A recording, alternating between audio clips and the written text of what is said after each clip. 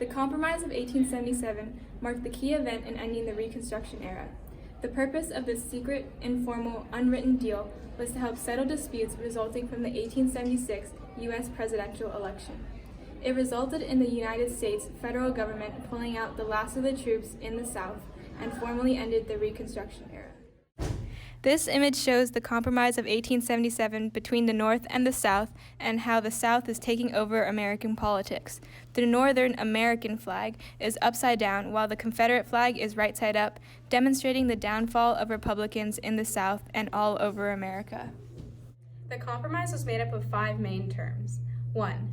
The removal of all remaining U.S. military forces from ex-Confederate states. 2.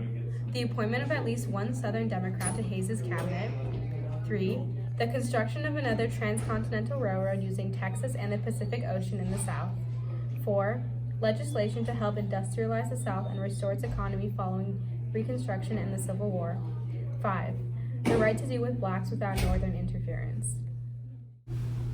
This image describes the downfall of the Republican Party in the South and how that led to the infiltration of the Democrats in Southern society and politics. The main people that were involved in the Compromise of 1877, as well as the end of the Reconstruction Era, were Rutherford B. Hayes, as well as Samuel J. Tilden. On the left is Rutherford B. Hayes, the Republican candidate in the election of 1876. He was the senator for Ohio before he became the 19th president of the United States. He administered the removal of federal troops from the South and by doing so ended the Reconstruction period. On the right is Samuel J. Tilden, the Democratic candidate for the election of 1876 and ran against Rutherford B. Hayes. He is a leading politician figure in the 19th century and was the governor of New York.